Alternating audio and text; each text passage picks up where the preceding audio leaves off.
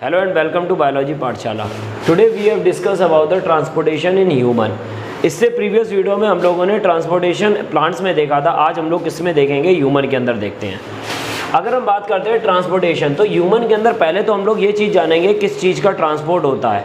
हम लोगों ने जो डाइजेस्टिव सिस्टम के द्वारा जो भी खाना खाया है और उस खाने से जो न्यूट्रिएंट्स मिले हैं उनको हमें क्या करना है, बॉडी के हर एक पार्ट तक डिस्ट्रीब्यूट करना है, पहुंचाना है। उसके लिए हमको कोई ना कोई एक सिस्टम की ज़रूरत होगी। अगर कोई हमारी बॉडी में कोई भी एक हार्मोन्स बना, उसको अगर टारगेट ऑर्गन तक पहुंचाना है, उसके लिए भी हमको किसकी ज़रूरत होगी, हम लोगों को एक मीडियम की ज़रूरत होगी जो वहाँ तक पहुँचाएगा। अगर ऑक्सीजन को पहुँचाना है तो उसके लिए भी हमको किसकी ज़रूरत होगी, एक मीडियम की ज़रूरत होगी। अब बात करते हैं ट्रांसपोर्टेशन के बारे में। हमने समझ लिया कि किन किन चीज़ों का ट्रांसपोर्ट होता है। तो ट्रांसपोर्टेशन ह्यूमन बॉडी में, ह्यूमन बॉडी के अंदर किसी भी चीज़ को ट्रांसपोर्ट करने के लिए एक सिस्टम होता है और इस सिस्टम को हम लोग क्या बोलते हैं, सर्कुलेटरी सिस्टम। क्या कर रहे हैं हम लोग, बॉडी में एक चीज़ को हम लोग एक जगह से दूसरी जगह तक ही तो पहुंचा रहे हैं, एक जगह से दूसरी जगह तक पहुंचाकर और वापस भी कहीं हमें भेज रहे हैं। तो ये क्या है, एक सर्कुलेशन है। इसीलिए इस सिस्टम को हम लोग क्या बोलते हैं, सर्कुलेटरी सिस्टम बोलते हैं। ह्यूमन के अंदर सर्कुलेटरी सिस्टम जो होता है, अगर हम देखें एनिमल्स, पूरे एनिमल किंगडम में सर्कुलेटरी सिस्टम दो टाइप का होता है। कितने टाइप का होता है, दो टाइप का होता है। हम यहाँ पर ह्यूमन बॉडी की बात नहीं कर रहे हैं, हम लोग पूरे सर्कुलेटरी सिस्टम की बात करें। ह्यूमन के अंदर जो सर्कुलेटरी सिस्टम होता है उसके बारे में तो हम लोग बाद में डिस्कस करेंगे, क्या क्या चीज़ें उसमें पाई जाती हैं। लेकिन हमको पहले ये समझना है सर्कुलेटरी सिस्टम जो होते हैं वो कितने टाइप के होते हैं। तो सर्कुलेटरी सिस्टम जो होते हैं वो हमारे कितने टाइप के होते हैं, दो टाइप के होते हैं। पहला हमारा क्या होता है, ओपन सर्कुलेटरी सिस्टम, और दूसरा हमारा क्या होता है, क्लोज्ड सर्कुलेटरी सिस्टम। अगर हम बात करें ओपन सर्कुलेटरी सिस्टम, ओपन और क्लोज्ड का मतलब यहाँ पर हम लोगों को अच्छे से समझना होगा। ओपन का मतलब क्या होता है, एक ये फ्लो चार्ट मैंने बनाया है, ये हमारा एक हार्ट है और हार्ट को हम लोग बोलते हैं पंपिंग ऑर्गन, जिसका काम होता है ब्लड को पंप करना। मतलब कि ब्लड को बाहर की तरफ पंप करना, मतलब कि पूरी बॉडी में ब्लड को पहुंचाने के लिए क्या करा जाता है, एक पंप का काम करता है, ताकि अच्छे से इसको क्या किया जाए, प्रेशर बनाकर इसको बॉडी में फेंका जा सके। तो हार्ट एक कैसा ऑर्गन है, एक पंपिंग ऑर्गन है जो किस चीज़ को पंप करता है, ब्लड को पंप करता है। हार्ट ने ब्लड को पंप किया, हार्ट से मतलब ब्लड निकला, ब्लड कहाँ पहुँचा, स्पेसेस में पहुँचा।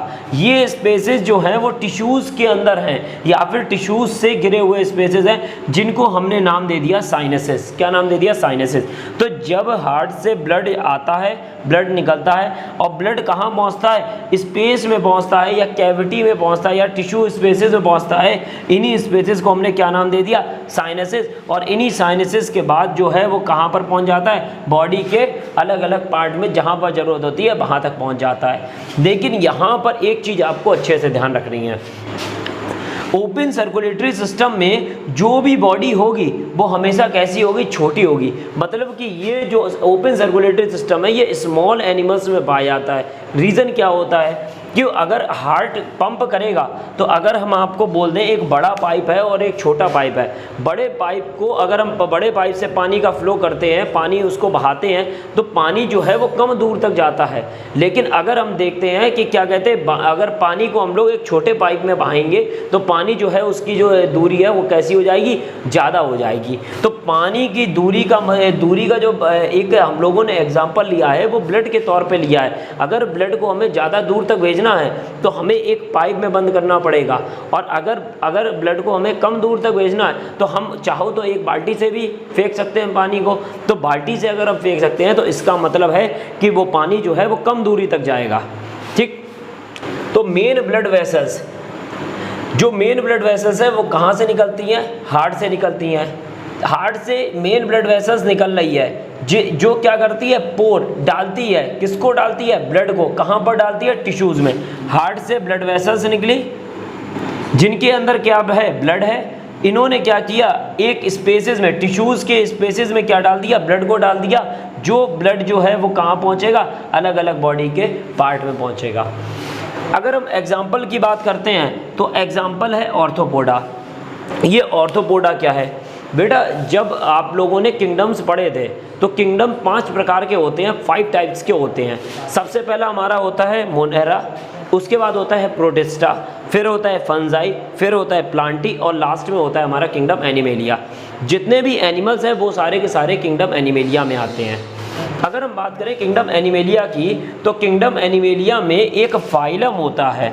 जैसे हम लोगों को अगर पोस्टल कार्ड के द्वारा कहीं पोस्ट करना है तो हम लोग सबसे पहले ये जानते हैं वो इंसान किस कंट्री में रहता है, तो कंट्री सबसे बड़ी यूनिट होती है। उसी तरीके से एनिमल को क्लासिफिकेशन के लिए जो सबसे बड़ी यूनिट होती है वो हमारी क्या होती है, सबसे पहले किंगडम होता है। जैसे कंट्री से छोटा स्टेट, वैसे ही किंगडम से छोटा फाइलम। तो एक फाइलम होता है किंगडम एनिमेलिया में जिसको बोलते हैं आर्थ्रोपोडा। इन सारे एनिमल्स के जो पैर होते हैं ये कैसे होते हैं, जॉइंटेड होते हैं। उन्हीं सारे ऑर्गेनिज्म को हम लोग किसके अंतर्गत, फाइलम के अंतर्गत पढ़ते हैं, आर्थ्रोपोडा। इन सभी एनिमल्स के अंदर जो कौन सा सर्कुलेटरी सिस्टम पाया जाता है, तो ओपन सर्कुलेटरी सिस्टम पाया जाता है। अब हम लोग बात करते हैं क्लोज्ड सर्कुलेटरी सिस्टम। देखो यहाँ पर क्योंकि ब्लड स्पेसेस में जा रहा था तो स्पेसेस के लिए यहाँ पर क्या वर्ड यूज़ किया गया है, ओपन। लेकिन यहाँ पर सेम प्रोसेस होगी, बस ब्लड जो है जब हार्ट से निकलकर वो डायरेक्ट पाइप में जाएगा और उस पाइप को हम लोग क्या बोल देते हैं, वेसल्स बोल देते हैं। दोबारा से देखते हैं, ब्लड को पंप किया, किसने पंप किया, हार्ट ने। हार्ट से जैसे ही ब्लड निकला वो कहाँ पहुँचा, हमारे वेसल्स में पहुँचा, एक नली में पहुँचा और उस नली के माध्यम से जो ब्लड है वो बॉडी के डिफरेंट पार्ट में जहाँ ज़रूरत है वहाँ तक पहुँचेगा। वहाँ तक पहुँचने के लिए ये ब्लड वेसल्स जो हैं वो बड़ी यूनिट है। अब ये ब्लड वेसल्स हर जगह नहीं फैली होगी। जैसे अगर हम देखें तो बॉडी की इस आउटर स्किन को भी तो हमारे न्यूट्रिएंट्स की ज़रूरत है ग्रोथ के लिए, और हर हार्मोन्स की भी ज़रूरत है, हर चीज़ की ज़रूरत है। लेकिन ब्लड कैपिलरी जो बड़ी वेसल्स होती हैं वो अंदर की तरफ होती हैं, वहाँ से छोटी छोटी और सारी ब्लड वेसल्स निकलती हैं। उन्हीं ब्लड वेसल्स को हम लोग क्या बोलते हैं, कैपिलरीज बोलते हैं। और यहीं से एक कैपिलरीज जो है वो निकल कर आएगी और हमारी यहाँ वाली सेल्स को क्या करेगी, न्यूट्रिशन देगी या जो भी चीज़ उसको देनी है वो देगी। तो ब्लड जब हमारे एक नली में बहता है, वेसल में बहता है, तो इस तरीके का जो सर्कुलेटरी सिस्टम है वो हमारा कैसा होता है, क्लोज्ड सर्कुलेटरी सिस्टम होता है। जैसे किंगडम एनिमेलिया में ऑर्थ्रोपोडा एक फाइलम होता है, वैसे ही इस एक फाइलम होता है जिसको हम लोग बोलते हैं एनिलिडा। ये दो नाम मैंने क्यों लिखे, ऐसा है कि फाइलम कई सारे होते हैं, पॉरीफेरा, निडेरिया, प्लेटीहेल्मिन्थीज, एस्चिहेल्मिन्थीज। सबसे पहला जो सर्कुलेटरी सिस्टम अगर देखा गया है तो ओपन सर्कुलेटरी सिस्टम देखा गया है ऑर्थ्रोपोडा के केस में, और क्लोज्ड सर्कुलेटरी सिस्टम देखा गया है एनिलिडा के केस में। ये क्वेश्चन बहुत एराइज्ड होता है कि बहुत आता है कि close circulatory system kingdom animalia के किस फाइलम से सबसे पहले निकला था या किस फाइलम में पाया गया था। तो हमारे कौन से फाइलम में पाया गया था, एनिलिडा। अब एनिलिडा अगर नहीं आता है तो एनिलिडा का एग्जाम्पल आपको याद रखना है। एनिलिडा का एग्जाम्पल होता है अर्थवॉर्म। तो अर्थवॉर्म के अंदर कैसा सर्कुलेटरी सिस्टम होता है, क्लोज्ड सर्कुलेटरी सिस्टम होता है। और ऑर्थ्रोपोडा का एग्जाम्पल होता है कॉकरोच, स्पाइडर, आंट। ठीक, तो ये सारे जो एग्जाम्पल हैं, ये सारे एग्जाम्पल किस फाइलम से हैं, तो ऑर्थ्रोपोडा से। और एनिलिडा हो गया हमारा, लीच हो गया, ये सारे एग्जाम्पल किसके हो गए, ये एनिलिडा। हमारे अंदर भी जो सर्कुलेटरी सिस्टम पाया जाता है वो भी हमारा कौन सा पाया जाता है, क्लोज्ड सर्कुलेटरी सिस्टम पाया जाता है। तो अभी हम लोगों ने किसके बारे में डिस्कस किया, ट्रांसपोर्टेशन। सर्कुलेटरी सिस्टम क्या होता है, सर्कुलेटरी सिस्टम कितने टाइप का होता है, ठीक। उसके बाद ओपन सर्कुलेटरी सिस्टम और क्लोज सर्कुलेटरी सिस्टम। ओपन किसमें पाया जाता है, ऑर्थ्रोपोडा में, और क्लोज किसमें पाया जाता है, एनिलिडा में। अभी हम लोगों ने सर्कुलेटरी सिस्टम के बारे में पढ़ा था। ह्यूमन के अंदर जो हमारा सर्कुलेटरी सिस्टम पाया जाता है वो क्लोज्ड वाला पाया जाता है। अब अगर हम बात करें तो जो क्लोज्ड सर्कुलेटरी सिस्टम होता है, या हम लोग ये बोल देते हैं जो सर्कुलेटरी सिस्टम ह्यूमन में पाया जाता है वो तीन चीज़ों से मिलकर बनता है। पहली चीज़ हमारी क्या होती है, ब्लड। दूसरा होता है हार्ट, और लास्ट हमारा होता है ब्लड वेसल्स। तो ह्यूमन का जो सर्कुलेटरी सिस्टम होता है वो तीन चीज़ों से मिलकर बनता है। सबसे पहला हमारा होता है ब्लड, वो कहाँ फ्लो होगा, तो हार्ट में। मतलब हार्ट उसको पंप करेगा, और कहाँ फ्लो होगा, तो ब्लड वेसल्स में। तो इन तीनों चीज़ों को अगर हम मिला के बोले तो एक सिस्टम बनाती है जिसको हम लोग क्या बोलते हैं, सर्कुलेटरी सिस्टम बोलते हैं। तो सर्कुलेटरी सिस्टम के तीनों पार्टों को हम लोग अलग अलग पढ़ेंगे।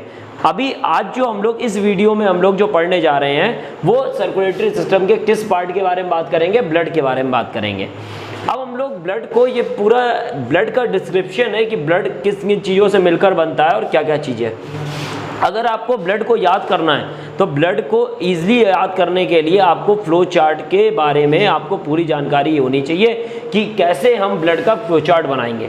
जब तक हम ब्लड का फ्लो चार्ट को नहीं देखते हैं या उसको एक साथ नहीं देखते हैं तो हम लोगों को ये अंदाज़ा नहीं होता है कि किस तरीके से हम लोग इसको पढ़ें या इसको याद रखें। तो ब्लड जो होता है पहले वो 3 पार्ट में बंटता है, या फिर हम ये बोल दें जो ब्लड होता है वो 3 चीज़ों से मिलकर बनता है। सबसे पहले हमारा क्या होता है, प्लाज्मा, दूसरा होता है कार्पसल्स या फिर जिनको हम लोग बोलते हैं सेल। तो ब्लड के अंदर जो सेल्स होती हैं उन्हीं को हम लोग सेल बोलते हैं या फिर क्या बोलते हैं, कार्पसल्स बोलते हैं। और एक जो लास्ट चीज़ होती है उसको हमने क्या बोल दिया, प्लेटलेट बोल दिया। बहुत सारी किताबें ऐसी भी होती हैं जहाँ पर ब्लड को 2 पार्ट से मिलकर बताया गया है। सबसे पहला जो हमारा होता है वो हमारा या तो प्लाज्मा और कार्पसल्स होते हैं, और इसी कार्पसल्स के अंदर हम लोग किसको शामिल कर देते हैं, प्लेटलेट्स को शामिल कर देते हैं। लेकिन हम लोगों ने क्या किया, इसको बिल्कुल अलग अलग रखा ताकि अच्छी तरीके से हम लोगों को समझ में आ जाए। ठीक, सबसे पहले हमारा है प्लाज्मा। प्लाज्मा क्या होता है, अगर मान लें हमने 1 ml ब्लड ले लिया है तो उस 1 ml ब्लड के अंदर 55% जो होगा वो क्या होगा, प्लाज्मा होगा। मान लीजिए हमने ब्लड ले लिया और ब्लड 100% है तो 100% जो ब्लड है उसके अंदर 55% जो पोर्शन होगा वो किसका होगा, प्लाज्मा का होगा। ठीक, तो ये हमारा पहला पॉइंट है। तो ब्लड का अगर 100% है तो 100% ब्लड में 55% क्या होते हैं, हमारे प्लाज्मा होता है। इस प्लाज्मा के अंदर, क्योंकि प्लाज्मा जो होता है यही ब्लड का लिक्विड पोर्शन होता है। हम लोग देखते हैं, हमने यहाँ से हमारे चोट लगी, हमने देखा ये ब्लड निकला है, ब्लड फ्लो हो रहा है, लेकिन कभी ये सोचा है कि जो ब्लड होता है वो 3 पार्ट, जिन 3 पार्ट से मिलकर बनता है उनमें से कौन सा पार्ट उसको फ्लो करने में मदद कर रहा है। तो कौन सा पार्ट कर रहा है, फ्लो करने में मदद कर रहा है प्लाज्मा। अगर ये फ्लो करने में मदद कर रहा है तो इसके मतलब ये कैसा सब्सटेंस है, लिक्विड सब्सटेंस है। और क्योंकि इसके अंदर कौन सा क्या लिक्विड पाया जा रहा है, वाटर। तो इस प्लाज्मा जो होता है, प्लाज्मा कि कितने परसेंट, प्लाज्मा के अंदर कितना परसेंट वाटर होता है, 90% वाटर होता है। और प्लस साथ ही साथ क्या होते हैं, इनऑर्गेनिक सब्सटेंसेस होते हैं। तो टोटल ब्लड का 55% क्या होता है, प्लाज्मा होता है। उस 55% में 90% क्या होता है, वाटर होता है और इनऑर्गेनिक सब्सटेंसेस होते हैं। अगर प्लाज्मा के कलर की बात करें तो प्लाज्मा का जो कलर होता है वो कैसा होता है, पेल येलो होता है, या फिर हम लोग बोलते हैं स्ट्रॉ कलर। स्ट्रॉ कलर कैसा, जैसे भूसे का रंग होता है सेम वैसे ही कलर किसका होता है, हमारा प्लाज्मा का होता है। तो प्लाज्मा का कलर कैसा होता है, स्ट्रॉ कलर का होता है या फिर पेल येलो इन कलर होता है। उसके बाद प्लाज्मा के अंदर कुछ प्रोटीन्स पाई जाती हैं। बेटा ये प्रोटीन्स प्लाज्मा की बहुत ज़्यादा ज़रूरी है याद करने के लिए। रीज़न क्या है कि जब हम लोग एक क्वेश्चन यहाँ पर जो सीरम वाला लिखा हुआ है इसको पढ़ने के लिए हम लोगों को इन प्रोटीन्स के बारे में जानकारी होनी चाहिए। प्लाज्मा के अंदर 3 टाइप्स की प्रोटीन पाई जाती हैं। पहली होती है एल्ब्यूमिन प्रोटीन, दूसरी होती है फाइब्रिनोजन और तीसरी होती है प्रोथ्रोम्बिन। ठीक, सबसे पहले अगर हम बात करें तो प्रोटीन कितनी होती हैं, 3 होती हैं। पहली हमारी कौन सी हो गई, एल्ब्यूमिन, दूसरी फाइब्रिनोजन और तीसरी हमारी क्या हो गई, प्रोथ्रोम्बिन। एक क्वेश्चन अराइज होता है, ये सीरम क्या होता है। हम लोग कभी कभार जो डॉक्टर्स वगैरह होते हैं वो ये बोलते हैं सीरम टेस्ट कराइए। सीरम टेस्ट का मतलब क्या होता है कि सीरम आखिर क्या होता है। कभी कभी ये सोचने में आ जाता है कि सीरम अलग है कि ब्लड अलग है, क्या चीज़ होती है। सीरम क्या होता है, अगर हम लोग प्लाज्मा लें, अगर हम लोग क्या करते हैं, सबसे पहले प्लाज्मा लें और प्लाज्मा से हम एक प्रोटीन को केवल निकाल दें जिसका नाम क्या है, फाइब्रिनोजन। अगर प्लाज्मा से फाइब्रिनोजन प्रोटीन निकल जाती है तो बचा हुआ जो सब्सटेंसेस है वो हमारे क्या कहलाते हैं, सीरम कहलाते हैं। अब अलग कैसे किया जाता है, कभी आप लेबोरेटरी गए होंगे, लेबोरेटरी में आपने देखा होगा एक मशीन होती है और उस मशीन के अंदर आपके बाइल को क्या, जो आपके ट्यूब जो होती है जिसमें आपके ब्लड को फिल करा जाता है, बाहर निकालने के बाद में एक ट्यूब के अंदर फिल करा जाता है, उसको बाइल बोलते हैं। उस बाइल को एक मशीन के अंदर रखा जाता है और वो मशीन जो है बहुत ज़्यादा तेज़ी से घूमती है। उस मशीन को बोलते हैं सेंट्रीफ्यूग। ठीक, मशीन को क्या बोलते हैं? सेंट्रीफ्यूग। जब ये सेंट्रीफ्यूग जब मशीन अलग करती है तो अलग करने पर सबसे जो ऊपर साइड जो भी लिक्विड पोर्शन होता है, इसी को हम लोग क्या बोलते हैं? प्लाज्मा बोलते हैं। ठीक, उसके बाद जो एक लेयर होती है, ये लेयर या फिर हम कहते हैं ये जो लेयर होती है, इनके बीच में सेल्स होती हैं, ये क्या होती है? हमारी कार्पसस। और सबसे नीचे जो हमारे होते हैं वो होते हैं प्लेटलेट्स। ठीक, तो सबसे ऊपर जो प्लाज्मा वाला है, हमने क्या किया? इन कार्पसस को भी हटा दिया और प्लेटलेट्स को भी हटा दिया। जो बचा हुआ प्लाज्मा है उसके अंदर जो 3 तरह की प्रोटीन पाई जा रही हैं, अगर उसमें से हम फाइब्रिनोजन को अलग कर दें तो ये फाइब्रिनोजन को अलग करने के बाद में जो चीज़ प्लाज्मा का जो मटेरियल बचेगा, उसी मटेरियल को हम लोग क्या बोल देते हैं? सीरम बोल देते हैं। तो आज आपको ये चीज़ याद होनी चाहिए, प्लाज्मा से माइनस कर देंगे फाइब्रिनोजन तो क्या कहलाएगा? सीरम। ये क्वेश्चन पूछा जाता है, आप लोग अच्छे से ध्यान रखिएगा। प्लाज्मा का फंक्शन क्या होता है? तो प्लाज्मा के फंक्शन की अगर हम बात करते हैं तो प्लाज्मा का काम होता है ट्रांसपोर्ट करना ब्लड का, क्योंकि ब्लड एक लिक्विड है। ब्लड क्या है? एक लिक्विड है। ठीक, अगर हम लोग बात करें तो पूरी बात करें तो ब्लड एक प्रकार का कनेक्टिव टिश्यू है। अगर कनेक्टिव टिश्यू है तो इसके मतलब कि उसका जो लिक्विड पोर्शन है वो क्या काम करेगा? ट्रांसपोर्ट करने का काम करेगा। और लिक्विड पोर्शन ब्लड का क्या होता है? हमारा प्लाज्मा होता है। ये क्या क्या चीज़ें ट्रांसपोर्ट करेगा? ऑक्सीजन को ट्रांसपोर्ट करेगा, कार्बन डाइऑक्साइड को ट्रांसपोर्ट करेगा, वेस्ट मटेरियल जो होते हैं उनको ट्रांसपोर्ट करेगा और न्यूट्रिएंट को ट्रांसपोर्ट करेगा। कैसे करेगा? ब्लड क्या करेगा?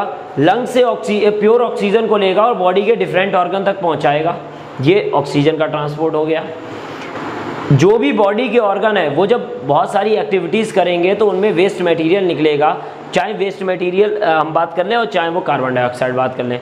ये कार्बन डाइऑक्साइड वेस्ट मटेरियल हर ऑर्गन से ब्लड में भेज दी जाएगी और ब्लड वापस ले आएगा लंग्स में और किडनी में।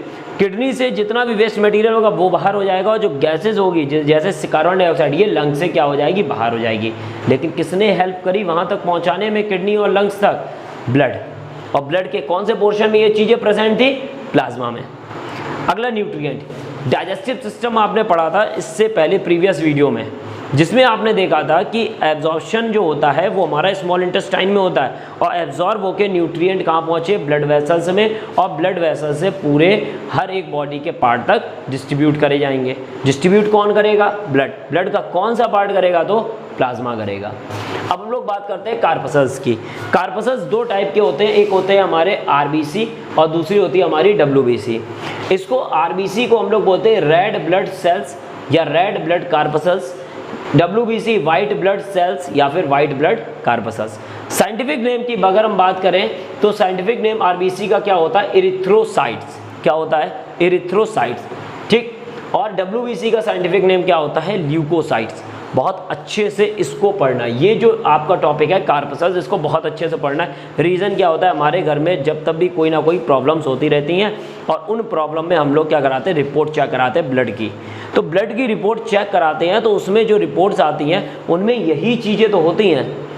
अगर इन चीज़ों के बारे में हमको पहले से ही जानकारी होगी तो ये हमारे लिए बेनिफिट है। ठीक, जैसे आरबीसी की अगर हम बात करें तो मेल के अंदर आरबीसी का काउंट अलग होगा और फीमेल के अंदर अलग होगा। आरबीसी काउंट का मतलब क्या है? कि मेल के अंदर अमाउंट ऑफ आरबीसी अलग होता है और फीमेल के अंदर अलग होता है। मेल के अंदर कितनी होती हैं? 5.5 मिलियन आरबीसीज होती हैं और फीमेल के अंदर कितनी होती हैं? 5.0 मिलियन आरबीसीज होती है अगर हम देखें।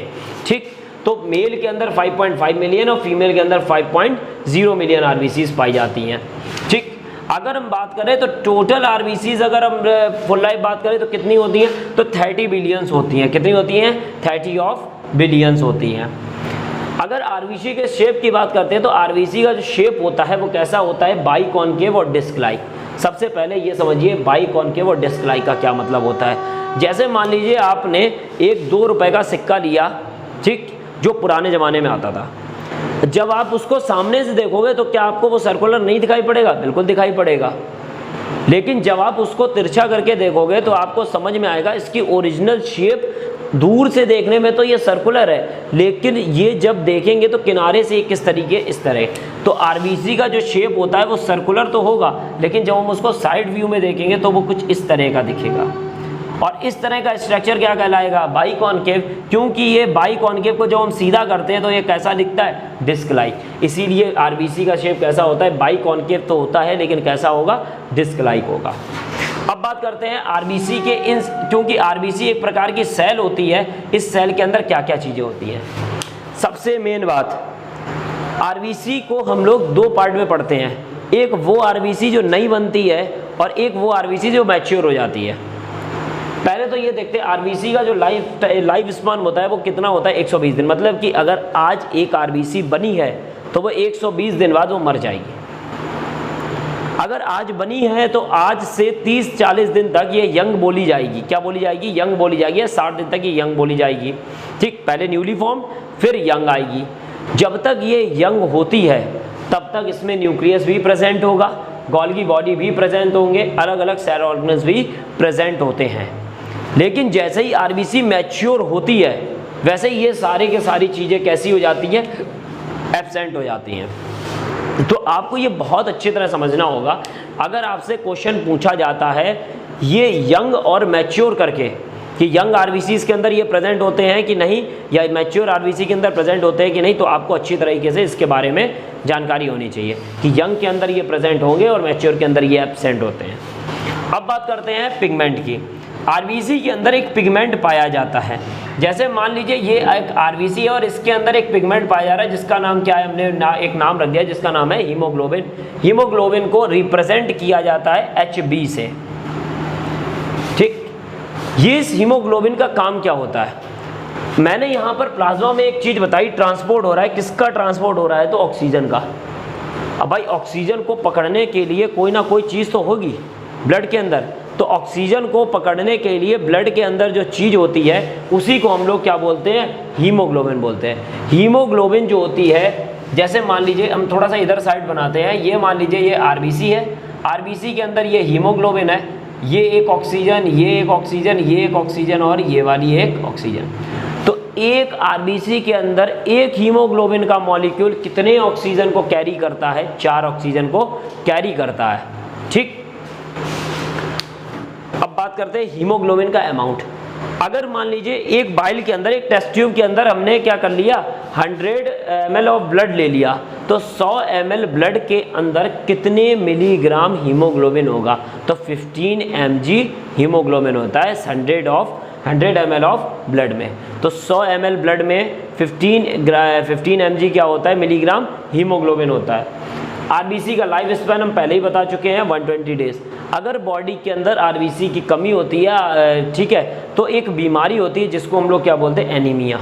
और एनीमिया जब होगा तो किस चीज़ की कमी होगी, आरबीसी। और जब आरबीसी कम होगा तो क्या ऑक्सीजन ट्रांसपोर्ट होगा, नहीं होगा। तो एक क्वेश्चन पूछा जाता है, एनीमिया के टाइम पर ऑक्सीजन की जो वैल्यू होती है वो बॉडी के अंदर ज़्यादा होती है, कम होती है, मिनिमम क्या किस तरह होती है। तो आपको याद रखना है, जब एनीमिया है तो आरबीसी नहीं है, और आरबीसी नहीं है तो ऑक्सीजन ट्रांसपोर्ट होगा, नहीं होगा। ठीक, उसके बारे में बात करते हैं डब्ल्यूबीसी। डब्ल्यूबीसी का नाम क्या होता है, ल्यूकोसाइट्स। कितनी होती हैं, तो 5000 से 11000 तक ये पाई जाती हैं। जब भी बॉडी में कभी भी बुखार आता है, कोई बॉडी में इन्फेक्शन फैलता है, तो इन डब्ल्यूबीसीज़ का जो अमाउंट होता है वो बढ़ जाता है। ठीक, रीज़न क्या है, जब भी कोई हमको बीमारी होगी तो किसी ना किसी ऑर्गेनिज्म के कारण होगी, चाहे वो ऑर्गेनिज्म माइक्रो ऑर्गेनिज्म, बैक्टीरिया हो, वायरस हो, प्रोटोजोन्स हो, या कोई भी हो। ये माइक्रो ऑर्गेनिज्म जब बॉडी के अंदर जाएंगे तो इनसे लड़ने के लिए हमारी बॉडी एक आर्मी प्रोड्यूस करेगी, और क्योंकि वो आर्मी तभी प्रोड्यूस होती है जब बॉडी के अंदर कोई फॉरेन मटेरियल इंजेक्ट करता है। जैसे ही इंजेक्ट हुआ वैसे ही हमारी आर्मी बननी स्टार्ट हो गई। मतलब क्या चीज़ बढ़ गई, हमारी डब्ल्यूबीसी बढ़ गई। डब्ल्यूबीसी की अगर अमाउंट की बात करें तो ये टोटल कितनी होती है, 75 मिलियन होती हैं इन डब्ल्यूबीसी। क्योंकि ये भी एक प्रकार की सेल है, तो सेल के बीचों बीच क्या पाया जाता है, न्यूक्लियस। आरबीसी में पाया जाता था यंग में, लेकिन मैच्योर में नहीं पाया जाता, और इसमें हमेशा क्या पाया जाएगा, न्यूक्लियस पाया जाएगा। ठीक, अब WBC की बात करते हैं, WBC दो टाइप के होते हैं, एक ग्रैनुलोसाइट और एक ग्रैनुलोसाइट्स। क्या क्या चीज़ें हैं ये समझते हैं। जैसे मान लीजिए हमने दो WBCs बना ली, इनके बीच में हमने क्या बना दिया, न्यूक्लियस। ग्रैनुलोसाइट्स जो होती हैं, एक ग्रैनुलोसाइट्स में हम लोग पहले पढ़ते हैं एक ग्रैनुलोसाइट्स। जो एक ग्रैनुलोसाइट्स होती हैं, इसमें ए का मतलब है एब्सेंट। ए का मतलब क्या हुआ, एब्सेंट। क्या चीज़ एब्सेंट है, ग्रैन्यूल्स एब्सेंट है। जैसे सेल के अंदर का लिक्विड हमारा साइटोप्लाज्म कहलाता है, इस साइटोप्लाज्म के अंदर छोटे छोटे अगर दाने लाइक सब्सटेंसेस हैं, तो उन्हीं दानेदार सब्सटेंसेस को हमने एक नाम दे दिया है जिसको हम लोग बोलते हैं ग्रैन्यूल्स। क्योंकि यहाँ पर एब्सेंट है इसीलिए हम लोग क्या बोलते हैं, एक ग्रैन्यूल्स। जो एक सेल्स के अंदर एब्सेंट है इसलिए यहाँ पर क्या वर्ड यूज़ किया गया, साइट्स। तो ये क्या है, एक ग्रैनुलोसाइट्स। अब बात करते हैं ग्रैनुलोसाइट्स। एक सेल जो कौन सी है, WBC, अगर इसके साइटोप्लाज्म में ग्रैन्यूल्स पाए जा रहे हैं इसीलिए इसको क्या बोलते हैं, ग्रैनुलोसाइट्स बोलते हैं। इस ग्रैनुलोसाइट्स के अंदर बहुत सारे न्यूक्लियस पाए जाते हैं, मतलब मल्टी लोब्ड न्यूक्लियस होते हैं, जबकि इसके अंदर केवल और केवल एक सिंगल न्यूक्लियस होता है जो कैसा होता है, बहुत बड़ा होता है। ठीक, अब बात करते हैं ग्रैनुलोसाइट्स की। पहले हम लोग ग्रैनुलोसाइट्स की बात करेंगे। ये जो ग्रैनुलोसाइट्स होती हैं तीन प्रकार की होती हैं। WBC जो ग्रैनुलोसाइट्स होती है कितने प्रकार की, तीन प्रकार की होती हैं। जो ग्रैनुलोसाइट्स एसिडिक नेचर रखती हैं उनको बोलते हैं एसिडोफिल्स। जो ग्रैनुलोसाइट्स बेसिक नेचर की होती हैं उनको बोलते हैं बेसोफिल्स। और जो ना तो एसिडिक हो ना ही बेसिक हो उनको हम लोग क्या बोलते हैं, बेसोफिल्स, न्यूट्रोफिल्स बोलते हैं। अगर हम तीनों में देखें तो जो सबसे ज़्यादा अमाउंट में पाई जाती हैं वो हमारी कौन सी पाई जाती है, न्यूट्रोफिल्स पाई जाती है। कितनी पाई जाती हैं, तो 60%। कितनी पाई जाती है, 60%। और कितने टाइप्स की होती हैं, तो 20 टाइप्स की। ये ऐसा है, ये बहुत ज़्यादा थोड़ा सा डीपली भी है। डीपली इसलिए है ताकि आपको इन वर्ड्स के बारे में जो है वो जानकारी होनी चाहिए। ठीक, दूसरी बात करते हैं एसिडोफिल्स। एसिडोफिल्स का दूसरा नाम क्या होता है, इज़्नोफिल्स। क्या होता है, इज़्नोफिल्स। ये इज़्नोफिल्स क्या, इज़्नोफिल्स कितनी पाई जाती हैं, तो 1 to 3% पाई जाती है, जबकि बेसोफिल कितनी पाई जाती हैं, 1%। और न्यूट्रोफिल्स कितनी पाई जाती हैं, 60% पाई जाती हैं। अगर बॉडी के अंदर कोई भी इन्फेक्शन आया है और बॉडी को रिस्पॉन्स करना है तो बॉडी का एक सिस्टम वर्क करता है जिसको हम लोग बोलते हैं इम्यून सिस्टम। अभी कोविड फैला हुआ था, कोविड में सब लोग बोल रहे थे जिसका इम्यून सिस्टम अच्छा है वो बच रहा था। तो इसके मतलब बॉडी के अंदर कोई सिस्टम पाया जा रहा है जिसका नाम क्या है, इम्यून सिस्टम। और जब वो इम्यून सिस्टम किसी भी पैथोजन के प्रति कोई अपना एक्सप्रेशन देता है उसी को बोलते हैं इम्यून रिस्पॉन्स। तो ये क्या करता है, एसिडोफिल्स बॉडी के अंदर इम्यून रिस्पॉन्स को जगाने के लिए सबसे ज़्यादा रिस्पॉन्सिबल होती है। ठीक, अब बात करते हैं बेसोफिल्स की। बेसोफिल्स दो तरह के मटेरियल्स बनाती है, दो तरह के सब्सटेंस बनाती है। पहला होता है हिस्टामिन और दूसरा होता है हेपेरिन। हेपेरिन क्या होता है, हमारा ब्लड अगर बाहर निकल आए तो कोगुलेट हो जाता है, जम जाता है। उसको जमने से ह्यूमन के अंदर रोकने के लिए एक चीज़ होती है जिसका नाम क्या होता है, हेपेरिन होता है। ठीक, क्या होता है, हेपेरिन होता है। अब हम बात करते हैं एक ग्रैनुलोसाइट्स की। एक ग्रैनुलोसाइट्स और मोनोसाइट्स क्या होती हैं। मोनोसाइट्स जो होती हैं उनका नेचर कैसा होता है, मैक्रोफेज। कैसा मैक्रोफेज होता है, जैसे कोई भी पैथोजन होते क्या हैं, वही माइक्रो ऑर्गेनिज्म होते हैं जो बॉडी के अंदर इन्फेक्शन को फैलाते हैं। उन्हीं को हमने क्या नाम दे दिया है, पैथोजन्स नाम दे दिया। वो जब बॉडी के अंदर आती हैं तो बॉडी के अंदर जो लड़ने की क्षमता वाली जो भी सेल्स होती है वो क्या करते हैं, उनको कैप्चर करती है और अंदर उनको ले जाकर क्या करती है, उनको मार देती हैं। ऐसी जो सेल्स होती हैं उनको क्या बोलते हैं, मैक्रोफेज। कितनी पाई जाती हैं, तो 2 से 8% पाई जाती हैं। क्या हमारी बॉडी के अंदर कोई ऐसे रीज़न होते हैं जिन सेल्स के बारे में जिनका नेचर कैसा होता है, मैक्रोफेज की तरह, या जो मोनोसाइट्स की होती हैं। जैसे लिवर के अंदर एक सेल होती है जिसका नाम होता है कफर सेल्स। वो जो कफर सेल्स जो होती हैं वो हमारी कैसे नेचर की होती हैं, मैक्रोफेज से नेचर की होती हैं। ठीक, तो ये हमारा क्या कहते हैं, ये हमारी मोनोसाइट्स के बारे में बात हो गई। अब हम लोग बात करते हैं लिम्फोसाइट्स की। ये लिम्फोसाइट बहुत ज़रूरी है। लिम्फोसाइट में जो लिम्फोसाइट का मेन काम होता है वो बॉडी को प्रोटेक्शन देना होता है। जो यहाँ पर इम्यून रिस्पॉन्स के द्वारा इम्यून सिस्टम को जगाया जा रहा है, इम्यून सिस्टम को जगाने के बाद इम्यून सिस्टम कुछ ना कुछ तो निकालेगा लड़ने के लिए। और वो जो निकालता है वो दो तरह की आर्मी निकालता है, एक बी आर्मी और एक टी आर्मी। इनको बोलते हैं बी लिम्फोसाइट, क्योंकि ये लिम्फोसाइट का पार्ट है इसलिए बोलते हैं बी लिम्फोसाइट, और इसको बोलते हैं टी लिम्फोसाइट। अगर पैथोजन ने इन्फेक्शन ब्लड के अंदर फैलाया है तो हमारा कौन सी निकलेंगी, बी लिम्फोसाइट्स निकलेंगी। अगर इन्फेक्शन सेल्स के अंदर फैला है तो हमारी क्या निकलेंगे, टी लिम्फोसाइट्स निकलेंगी। अब ये बी और टी, ये लिम्फोसाइट्स ये बनती कहाँ हैं, ये बनती हैं बोन मैरो में। नेक्स्ट क्वेश्चन, बोन मैरो कहाँ होती है बॉडी में, तो बोन मैरो बॉडी की सबसे लंबी जो बोन्स होती हैं उनके बीच में जो कैविटी पाई जाती है वहीं पर होती है हमारी बोन मैरो। बोन मैरो भी बहुत सारी प्रकार की होती है, येलो और रेड अलग होती है, ये आपके 11th का पार्ट है। अभी आपको केवल ये समझना है जो ये लिम्फोसाइट्स बन रही हैं, ये लिम्फोसाइट्स जो कहाँ बन रही है, बोन मैरो में बन रही हैं। टी लिम्फोसाइट बोन मैरो में बनती है और मैच्योर होती है थाइमस में। थाइमस एक ग्लैंड होती है जो हार्ट के पीछे पाई जाती है, जो बच्चों के अंदर होती है और बूढ़ों के अंदर ये बहुत छोटी हो जाती है या फिर क्या हो जाती है, डिसइंटीग्रेट तक हो जाती है। जबकि जो बी सेल्स होती हैं ये बोन मैरो में ही बनती है और वहीं रहती हैं। आपने जो एक एंटीबॉडी वर्ड पढ़ा है वो एंटीबॉडी किसका पार्ट होता है, हमारी बी लिम्फोसाइट का पार्ट होता है। लास्ट जो पार्ट है वो हमारा क्या है, प्लेटलेट्स है। हम लोग गिरे और हमारे क्या निकलने लगा, एकदम ब्लड निकलने लगा। हमने थोड़ी देर के लिए क्या किया, इसको दबाया और दबाने से यहाँ पर क्या हुआ, या फिर थोड़ी देर के लिए खुला रखा रहा और ब्लड हमारा क्या है वो कोगुलेट हो गया, जम गया।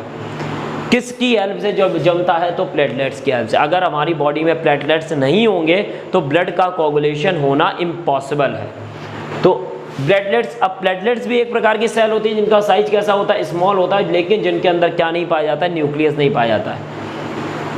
1 ml ब्लड के अंदर कितनी प्लेटलेट्स होती हैं, तो 0.15 से लेकर 0.45 मिलियन तक क्या होती है, प्लेटलेट्स। ये जो आपको बता रहे हैं ना, ये रीडिंग, ये आपको बहुत ज़्यादा हेल्प करेंगी आपके फाइनल एग्ज़ाम में।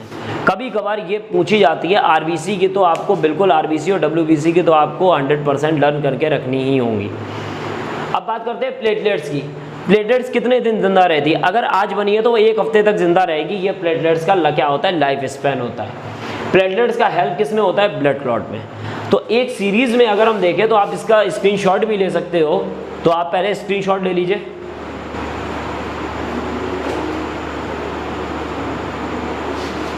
अब हम लोग एक बार में इसको पूरा रिवाइज करेंगे, ठीक।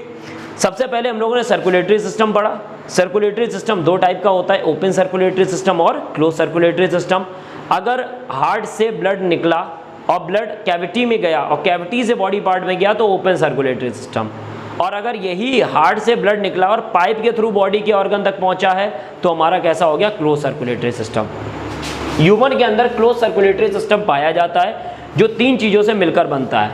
पहला, हार्ट किसको पंप करता है, तो ब्लड। तो सेकंड पार्ट क्या हो गया, ब्लड कहाँ बहता है, तो ब्लड वेसल्स में। तो सर्कुलेटरी सिस्टम 3 पार्ट का हो गया, ब्लड, हार्ट और ब्लड वेसल्स। पहला पार्ट हम लोगों ने क्या पढ़ा, ब्लड कितनी चीज़ों से मिलकर बनता है, ब्लड 3 चीज़ों से मिलकर बनता है। सबसे पहला हमारा होता है प्लाज्मा, फिर होता है कार्पसल्स और उसके बाद क्या होता है, प्लेटलेट्स। प्लाज्मा जो होता है वो टोटल ब्लड का कितना % होता है, 55% होता है। लेकिन इस 55% में 90% क्या होता है, वाटर होता है। प्लस इसमें क्या होता है, इनऑर्गेनिक सब्सटेंसेज होते हैं। अगर हम बात करते हैं प्लाज्मा के अंदर कुछ प्रोटीन्स भी पाई जाती हैं। कितनी प्रोटीन्स पाई जाती है, तो 3 प्रोटीन्स पाई जाती हैं, एल्ब्यूमिन, फाइब्रिनोजन और प्रोथ्रोम्बिन।